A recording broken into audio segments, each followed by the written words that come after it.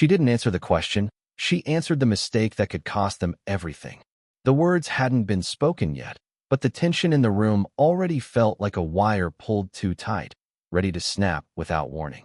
Crystal glasses chimed softly under dim golden light, the kind of lighting designed to flatter power, to make expensive decisions feel even more inevitable.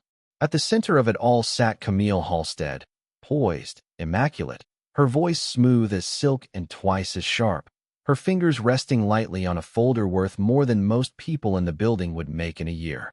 Across from her, investors leaned in, nodding, calculating, pretending they weren't being tested. Because they were. Camille didn't do meetings. She staged performances. And tonight, every number, every phrase, every pause had been rehearsed, except for one thing. Standing just behind her chair, silent, almost invisible, was Zora Bennett. Black apron, clean lines, posture straight but unassuming. The kind of presence people train themselves not to see. The kind that made it easy to talk over, around, through. Camille didn't look at her when she spoke, not once. "You don't understand, do you?" she said lightly, her tone wrapped in politeness but edged with something colder, something practiced. A few quiet chuckles circled the table, not loud enough to be rude, just enough to agree. Zora gave a small nod, not submissive, not offended, just acknowledging, like she had heard it all before. Because she had.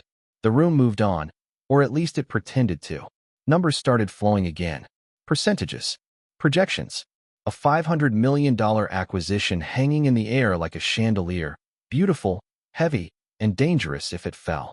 Camille flipped a page and deliberately, almost casually, stated a figure. It sounded right. It looked right. But it wasn't. Not exactly. It was off. Just enough to test whether anyone else in the room was actually paying attention. That was Camille's signature move. Set the trap. Wait for someone to stumble. No one did. Heads nodded. Pins moved. Smiles stayed intact. And behind them, Zora stood still, her eyes tracking not the people, but the numbers. The rhythm. The inconsistency. She noticed how one investor hesitated for half a second too long. How Richard Halstead, the CEO himself, didn't interrupt, didn't correct, didn't even blink. Control. That was his game. Let the room reveal itself. Camille leaned back slightly, satisfied. Relax, she added with a soft smile, gesturing vaguely behind her. She's just staff. This time, the laughter was easier. Warmer. Safer. Because it wasn't about them anymore. It was about someone who didn't matter. Or at least, someone they believed didn't. Zora didn't move. Didn't react. But something shifted. Not in her posture. In her focus. The number repeated in her mind. Once. Twice. Cross-referenced with memory, with instinct, with something deeper than training. Because Zora Bennett didn't need a seat at the table to understand it. She had built tables like this before. She had just never been invited to sit at one. Camille closed the folder with a soft, deliberate tap. "So," she said, eyes scanning the room, "does everyone agree?" Silence followed. The kind that pretends to be confidence. And then, before anyone else could speak, before the moment could pass unnoticed and unchallenged, a voice, calm, even, unmistakably steady, cut through the room from a place no one expected. Not loud, not aggressive, just precise. Zora didn't answer the question. She corrected the future. The silence did not break immediately. It stretched, thin and fragile, as if the entire room was trying to decide whether what they had just heard was real or something they could politely ignore. But Zora did not repeat herself. She did not raise her voice. She simply stood there with the same calm posture, her hands steady at her sides. Her eyes no longer scanning the room, but fixed on the number that still lingered in the air like a flaw no one wanted to acknowledge. And then Richard Halstead moved, not dramatically, not abruptly, just a slight shift forward in his chair, the kind of movement that did not demand attention but commanded it anyway. His fingers steepled, his gaze narrowing for the first time that evening, not at the investors, not at his wife, but at her, the woman who had just spoken out. Of turn, and yet somehow had not sounded wrong. "What did you say?" he asked, his tone controlled, measured, but carrying a weight that silenced even the soft clink of glassware. Zora did not hesitate. She did not apologize. She did not soften the edges of her words. "The number you used for the growth projection," she said evenly.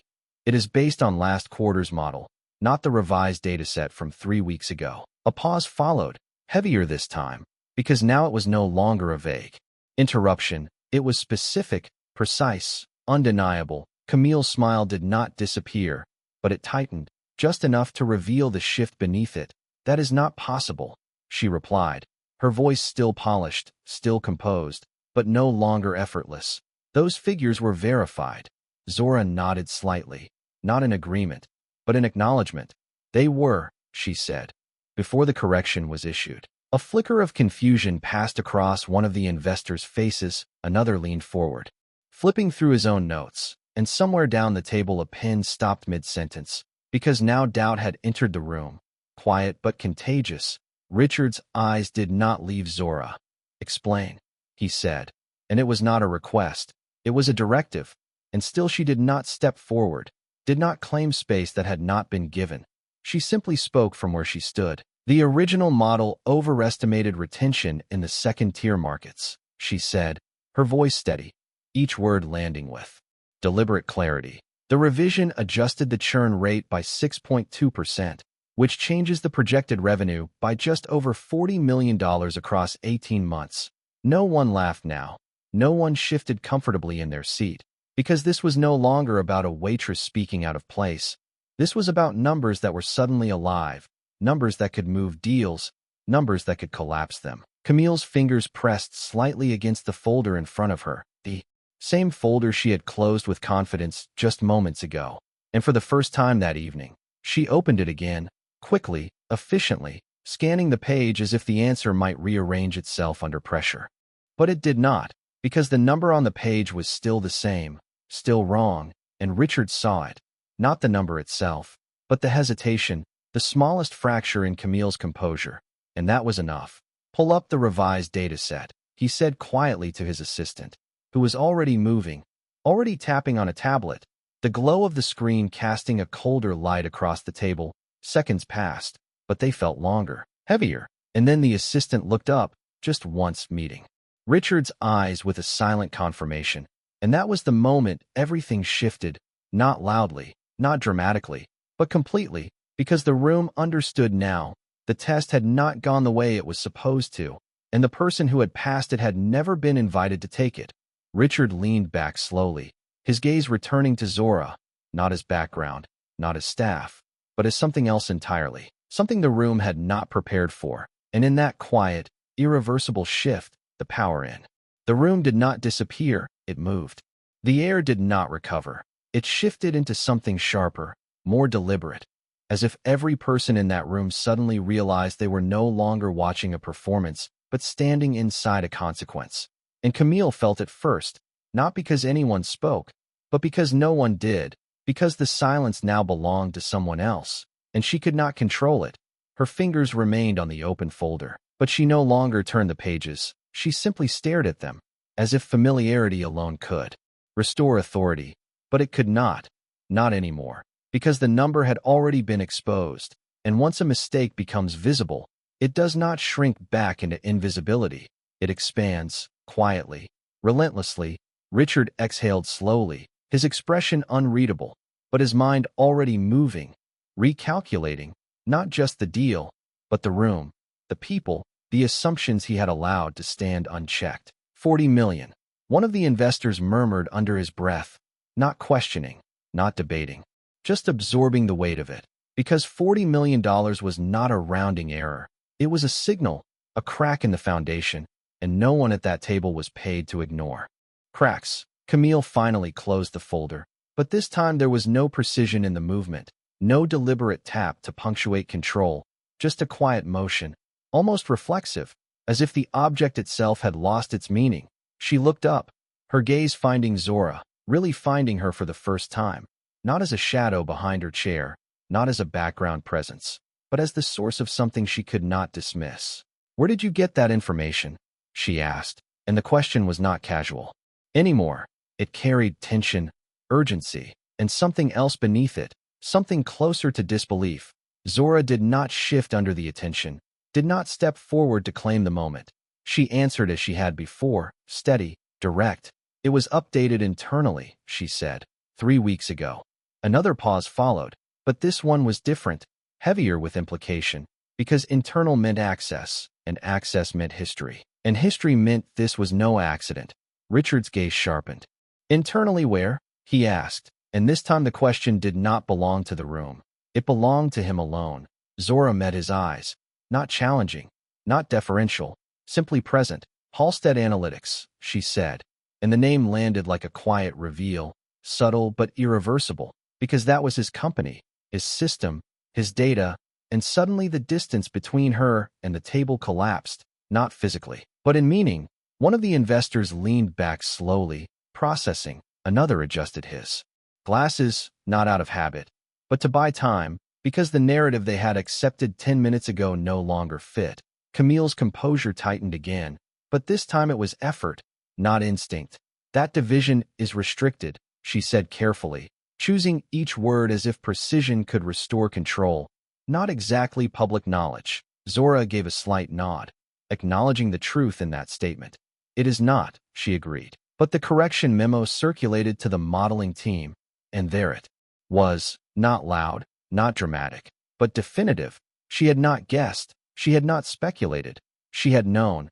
Richard's expression changed, not visibly enough for most to notice, but enough, a shift in focus. A recalibration, because now the question was no longer whether she was right. That had already been answered. The question was how she knew, and more importantly, why she was not sitting at that table already. You work there, he said, not as a question, but as a realization forming in real time. Zora did not rush to confirm it, did not build suspense. She simply said, I did. And the simplicity of it carried more weight than any explanation could, because it meant she had been inside. She had been part of the system that was now being discussed as if she could not possibly understand it. Camille's jaw tightened almost imperceptibly, the kind of reaction that only appeared when control slipped just far enough to be felt, not seen. And now you are here, she said, the words neutral, but the implication layered. Zora held her gaze, calm, unshaken. Yes, she said. And in that single word was an entire story no one at that table had bothered to ask, a story about being present in rooms where decisions were made and then being removed from them without explanation, a story about knowledge that did not disappear just because access was taken away.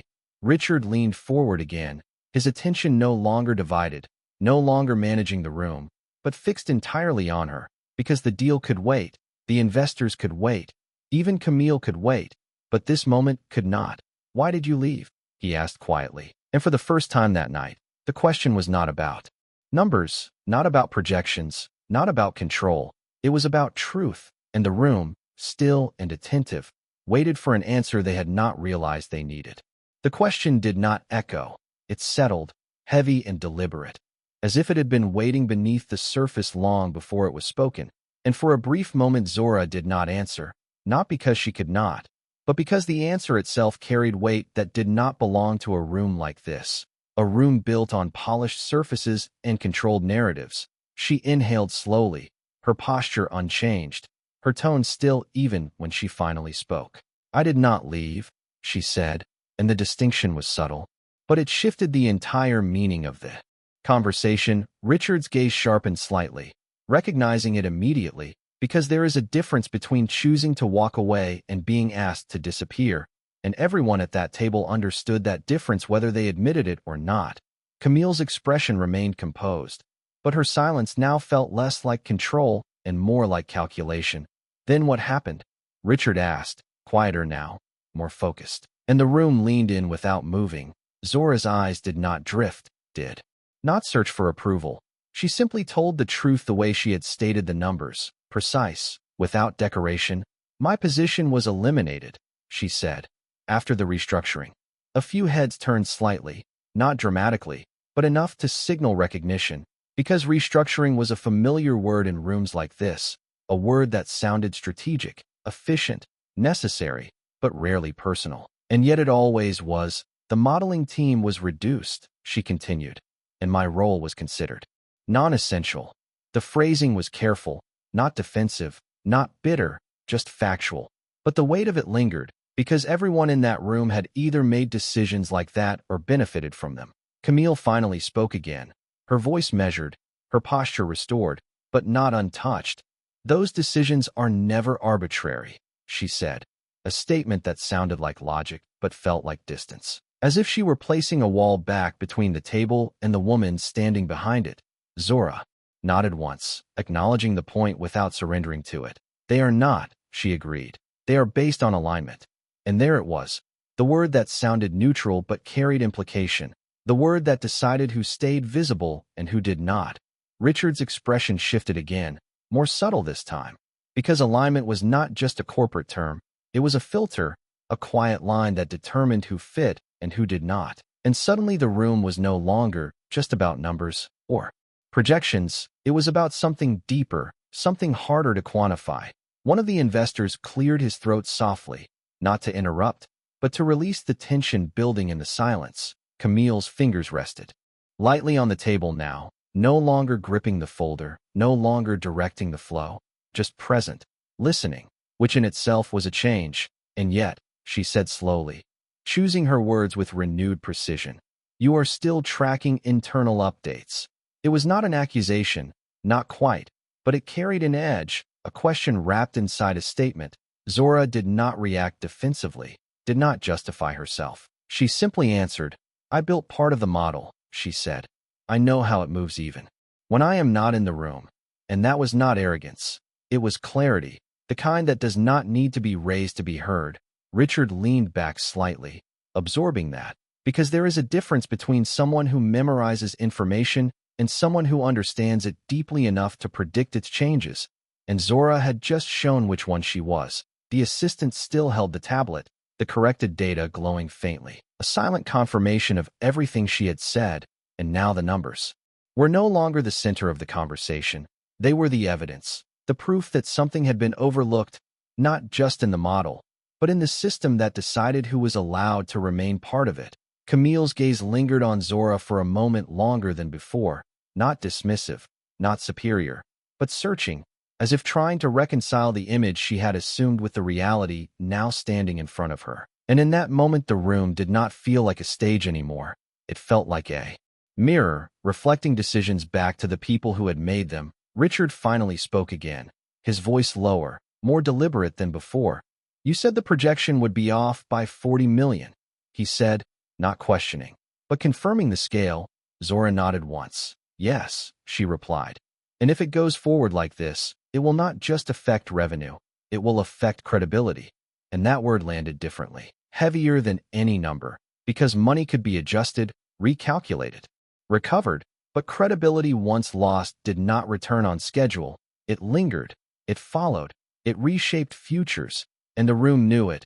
Every person at that table knew it, because they had built their reputations on avoiding exactly that kind of mistake. And now the realization settled fully, not as a shock, but as a shift, quiet and undeniable, that the person who had seen the risk first had been standing behind them the entire time, unseen until she chose to speak. The word credibility did not fade. It settled deeper into the room, heavier than any projection or valuation ever could, because numbers could be negotiated, adjusted, spun into something more acceptable. But credibility was different. It was the invisible currency that held every handshake together. And once questioned, it did not recover quietly. Richard understood that, not as theory, but as instinct, the kind that had built his company in the first place. His fingers tapped once against the table, not impatient, not distracted, just thinking, recalculating in real time. And for the first time since the meeting began, the deal itself no longer felt like the center of the room. The center had shifted, and everyone could feel it. Camille's posture remained upright, composed, but her stillness now carried a different kind of tension, not the poised control from before, but something more deliberate, more aware. She was no longer leading the room. She was responding to it, and that was new. One of the investors leaned forward, his voice lower than before. "Careful. If that adjustment is accurate, then the valuation we discussed is overstated," he said, not accusing, not confrontational, just stating what was now impossible to ignore. Another investor nodded slowly, flipping through his notes again, but this time not out of habit, out of necessity, because the numbers they had trusted minutes ago no longer felt stable. Camille inhaled subtly, then exhaled through a controlled smile that did not quite reach her eyes. "The model can be updated," she said, her tone returning to its polished edge, but now with a layer of urgency beneath it. "We are discussing a dynamic framework, not a fixed outcome." It was a strong recovery, the kind designed to redirect momentum, to pull the room back into alignment. But something about it did not land the same way it would have earlier. Because now the room had seen the gap, and, once seen, it could not be unseen. Richard turned his head slightly toward her, not interrupting, not correcting, but not reinforcing either, and that absence of support was louder than any disagreement could have been. Camille noticed. Even if she did not show it, Zora remained still, not stepping further into the moment, not claiming authority that had not been given, but she did not retreat either. She simply existed in that space differently now, no longer invisible, no longer dismissible. Her presence carried weight, not because she demanded it, but because she had already proven it. Richard's attention returned to her, focused, deliberate. "If we adjust the model now," he said, his voice steady, analytical, "what does the revised outlook look like?" It was not a challenge, not a test. It was a continuation, an invitation without formality, and the room felt it. The subtle shift from interruption to contribution. Zora did not hesitate, did not ask for permission. She answered, the way she had all along, directly. "Lower initial valuation," she said, "but stronger long-term retention once the corrected churn rate stabilizes." She paused briefly, not for effect, but for clarity. "It becomes a slower start, but a more credible trajectory." The phrasing mattered, not just what she said, but how she said it, because she was not trying to impress, she was explaining. And that difference changed how the room received her. One investor leaned back, considering. Another nodded, more firmly this time. Because credibility again. That word lingered, shaping every reaction. Camille watched this unfold, her gaze steady, but the distance she had placed between herself and Zora earlier was gone now, replaced by something more complex, not quite respect yet, but no longer dismissal. Richard rested his hands flat against the table, grounding the moment. "Run both scenarios," he said to his assistant, original and revised, his voice calm, decisive, and the instruction carried weight, because it acknowledged the mistake without announcing it. It corrected course without assigning blame. The assistant moved quickly, fingers tapping, screens shifting, numbers recalculating in real time. And as the updated projections began to take shape, the room adjusted with them, subtly, quietly. The energy no longer centered on dominance or performance, but on accuracy, on getting it right, because now they understood the cost of getting it wrong. Camille glanced at the screen, then back at Zora, her expression unreadable for a brief second longer than before, as if she were measuring something she had not considered measuring earlier, not just the numbers, but the person who had brought them into focus. And in that moment, the hierarchy in the room did not collapse. It recalibrated, not loudly, not dramatically, but enough that everyone present could feel it, the invisible lines shifting, the assumptions adjusting. And at the center of it all stood someone who had not been invited to speak. But once she did, the room could not return to what it had been before. The screen shifted quietly as the updated projections loaded, rows of numbers reorganizing themselves into a different story, not louder, not more impressive, but cleaner, more stable. And the difference was immediate even to those who did not specialize in models, because clarity has a way of revealing itself without explanation. One investor leaned closer, eyes scanning the revised curve. "That slope is flatter," he said, not disappointed, but thoughtful, as if recalibrating expectations in real time. Another nodded, tapping the edge of the table lightly. "But it holds," he added, and that word carried more weight than any aggressive growth projection ever could, because holding meant trust, and trust was what had just been put at risk. Richard watched the screen without speaking, his focus sharp, measuring not just the numbers but the reactions around him.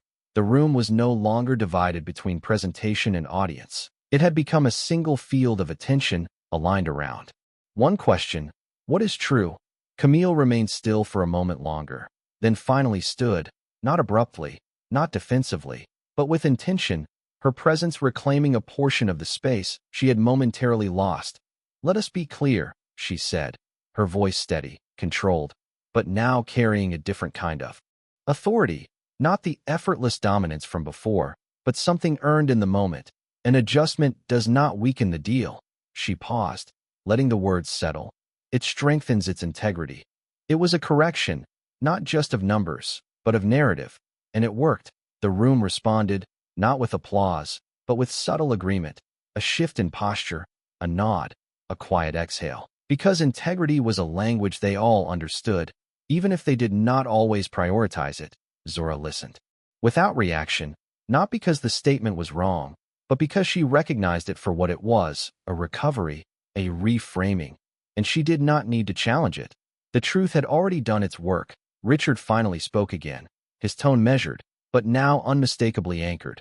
Proceed with the revised model, he said, and that was the decision, clean, direct, irreversible. The assistant nodded, fingers already moving to finalize the update, and just like that, the deal did not collapse. It transformed, shifting from something fragile and overstated into something quieter, but far more solid. One of the investors leaned back, a faint smile forming, not of victory, but of relief, because a mistake had been caught before it became a problem, and that was the kind of outcome no one argued with. Camille turned her head slightly toward Zora, the movement subtle, almost private, but intentional, and for a brief second, the room fell away, leaving just the two of them in a silent exchange. There was no apology in Camille's expression, not yet, but there was acknowledgement, the first step towards something more, something less performative, more real.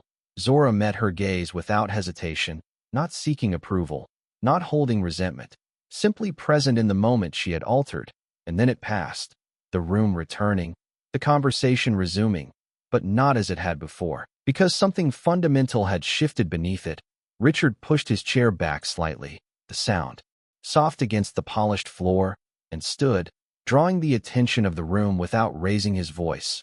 "We will take a short recess," he said, and the instruction carried no tension, no urgency, just clarity.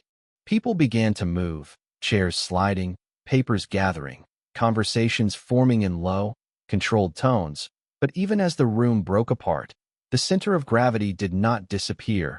It remained, anchored to the woman who had spoken once and changed everything. Zora did not move immediately, her hands still at her sides, her posture unchanged, as if she understood that what had happened was not about claiming space, but about redefining it. And across the room, Richard did not look away, not yet. Because he was not just seeing her now, he was reconsidering everything that had allowed her to stand unnoticed in the first place. And that realization, quiet and steady, carried more consequence than any number on the screen ever could. The room did not empty all at once. It dissolved in layers, conversations breaking off into quieter fragments, the soft murmur of recalculations replacing the earlier confidence that had filled the air, and yet the tension did not leave. It shifted, settling into something more reflective, more aware. Camille moved first, stepping away from the table with controlled precision, her posture still composed but no longer untouched. She did not rush. She did not avoid. She simply walked toward the far end of the room where the glass walls reflected the city lights back at her, as if offering a version of herself she could study without interruption. Behind her, Richard remained where he was for a moment longer, his gaze still anchored to the space Zora occupied, not because she demanded attention, but because she had altered the way attention worked in that room. When he finally moved, it was deliberate, each step measured, closing the distance not as a gesture of authority, but of intent. Zora had already begun to turn slightly, as if preparing to return to the role she had been assigned before any of this began, to disappear back into the quiet rhythm of service. But his voice stopped that motion before it could complete. "Zora," he said, not loudly, not sharply, just clearly enough that it carried through the shifting conversations around them, and the room, even in motion, seemed to register it. Not stopping, but listening. Zora turned back, her expression steady, unchanged, as if being addressed directly was not a surprise, only a continuation. Richard did not rush into explanation. He did not soften the moment with unnecessary words. He simply stood there for a second, as if aligning what he was about to say with something more than the situation itself. "Walk with me," he said, And it was not a command, not quite a request either. Something in between, grounded in recognition. Zora nodded once, not hesitating, not questioning, and followed, their steps moving away from the table, away from the investors, toward the quieter edge of the room where the city stretched out in silent grids of light.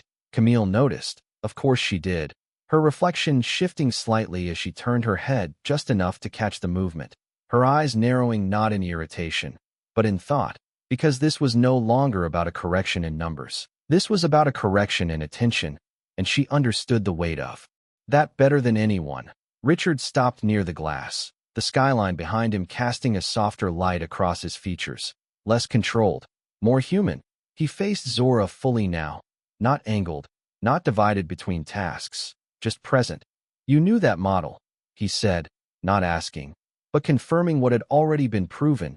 Zora met his gaze, calm as ever. I helped build parts of it, she replied, her tone unchanged, not seeking credit, not diminishing it either, just stating the truth as it existed. Richard nodded slowly, absorbing that, the implications unfolding in layers, not just about her skill, but about the decision that had removed her from the place where that skill belonged. And no one thought to keep you, he said, more to himself than to her, the words carrying a quiet edge of realization. Zora did not answer immediately, not because she could not, but because the answer was not simple, and she had no interest in making it sound that way.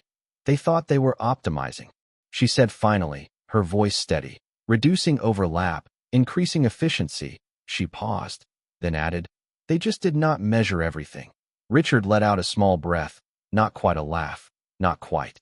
Frustration, something in between, because he understood exactly what she meant. The metrics had been correct, the decision had been logical, and yet something essential had been lost in the process, something that did not appear in reports or summaries, something that only revealed itself when it was no longer there.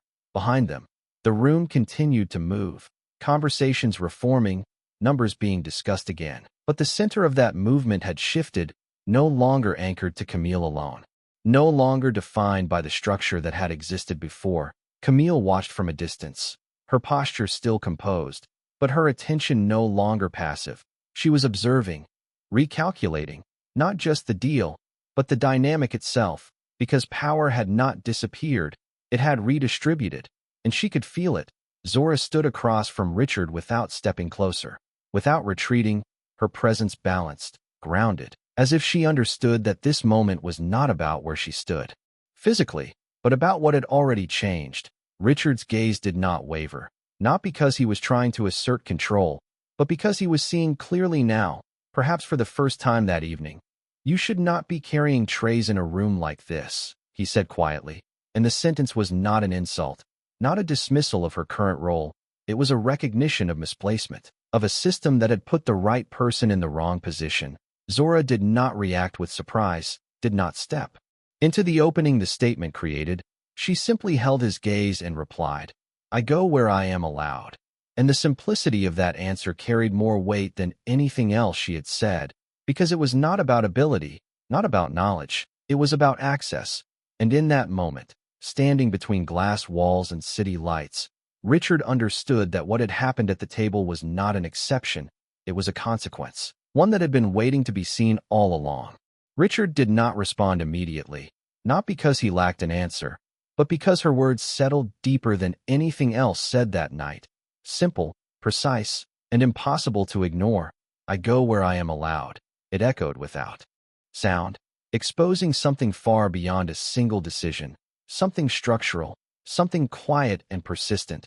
He turned slightly, glancing back toward the table where the meeting had resumed in fragments, voices low, numbers now treated with more caution, more respect. Camille stood among them again, her presence restored, but not untouched. She was speaking, guiding, recalibrating, yet her attention was no longer fully there. A part of it remained here, watching, measuring, understanding that what had shifted could not be reversed by tone or posture alone. Richard faced Zora again, his expression no longer distant, no longer filtered through layers of control, but direct, deliberate. Then maybe the problem is not where you go, he said quietly, but where you have been allowed to stay. The distinction was subtle, but it reframed everything. Zora did not look away, did not soften her gaze. She absorbed the statement the same way she had absorbed the numbers, carefully, without rushing to respond, because she understood what it implied, not just an acknowledgement, but a shift in responsibility, and responsibility, in rooms like this, was not offered lightly. Behind them, the city lights flickered in steady patterns, each window a contained story, each building a system of decisions, of access, of limits. And for a moment the room they stood in felt like a smaller version of something much larger. Richard took a step closer, not invading her space, but closing the distance enough to remove the formality that had defined their earlier interaction. If you were still in that role, he continued, this mistake would not have made it to this table. It was not praise, not exactly. It was a statement of consequence, a recognition of absence. Zora nodded once, not claiming certainty, but not denying it either. It would have been flagged earlier, she said, her tone even, or prevented entirely. Richard exhaled slowly, the kind of breath that carried both realization and decision, because in that moment he was not just reviewing what had happened, he was confronting what had been overlooked, not by chance, but by design. Camille's voice carried faintly from across the room, steady, controlled, but now layered with something new, a carefulness that had not been there before. She was adjusting, as she always did, but adjustment was not the same as change, and Richard knew the difference. He turned his attention fully back to Zora, no longer divided, no longer observing from a distance. What would you have done differently? He asked, and the question was not hypothetical, it was practical, immediate, and it carried an unspoken weight, because he was no longer asking as someone evaluating from above. He was asking as someone who needed the answer. Zora did not hesitate. She did not defer. She stepped into the question with the same clarity she had shown all night. I would have challenged the retention assumptions earlier, she said. Not just the output, but the inputs, the way the data was being interpreted. She paused briefly, then added, the model did not fail. The perspective did. And that sentence landed with quiet force, because it shifted the focus from technical error to human oversight, from system to decision. Richard nodded slowly, absorbing that, because it aligned with something he had felt but not articulated, that the strongest systems were not undermined by flaws in design, but by limitations in who was allowed to question them.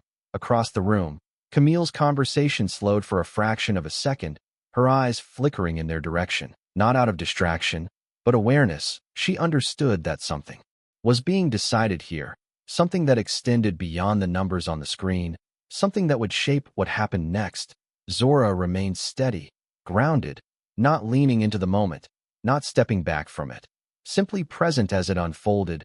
Richard looked at her, not as an exception, not as a surprise, but as a correction, and in that recognition, the path forward became clearer, not easy, not without consequence, but necessary, because what had happened at the table was not just a moment, it was a signal, and signals, when understood correctly, were not ignored, they were acted upon.